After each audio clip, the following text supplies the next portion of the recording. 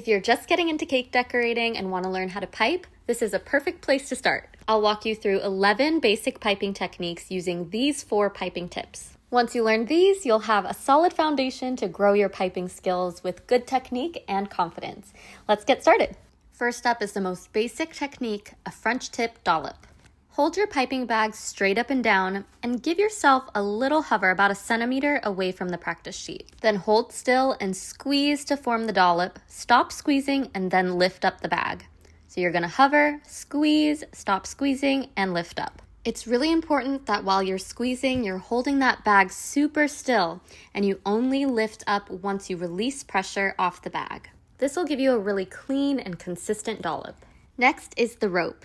This is a cool border you can use around the top edge or bottom edge of your cakes. Position your piping bag at a 45-degree angle and hold it close.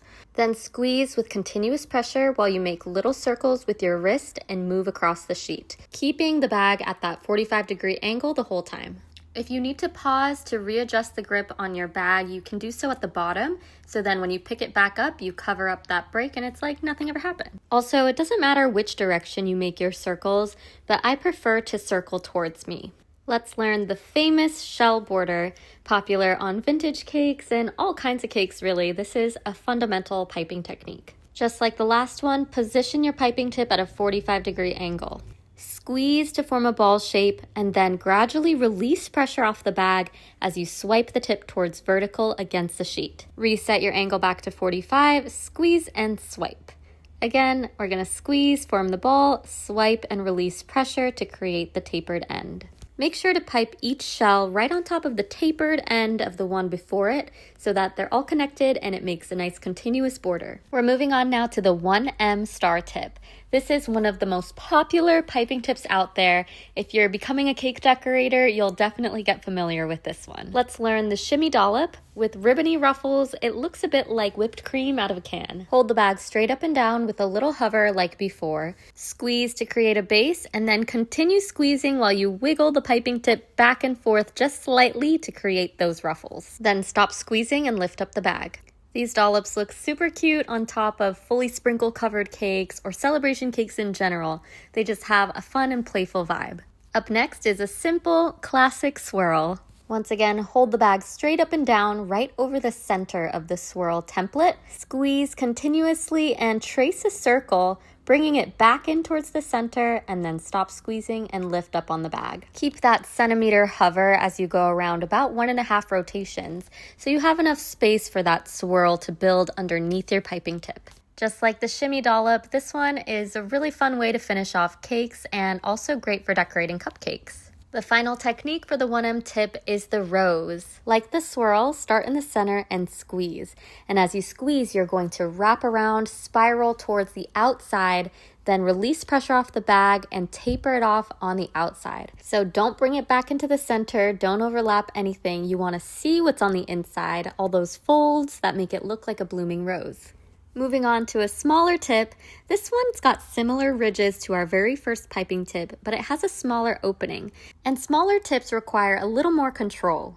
So first start off by piping some dollops, just like before, where you squeeze, stop squeezing, and lift up, and get comfortable with that shape in a smaller size.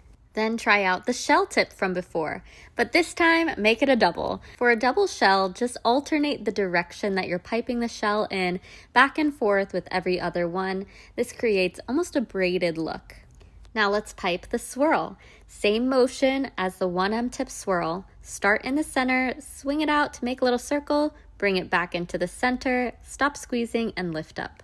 It's good to practice with smaller tips because you'll train those really fine motor skills, those tiny muscles in your hands and wrists with that small movement, and you'll work on pressure control. If you're working off the smaller version of the rainbow piping practice sheet, we've got one more technique here. It's just a Lil Squiggle. Hold your bag at a 45-degree angle and then squeeze continuously as you zigzag back and forth to create a squiggle shape. This one's really fun to add to cupcakes or to add a modern flair to your cakes. We made it to the final tip, yay! I wanted to show you the drop flower because you'll notice that there are a lot of piping tips out there that are designed to make a shape with just one squeeze. Drop flowers are an example, and also Russian piping tips do this as well. Let's take a look.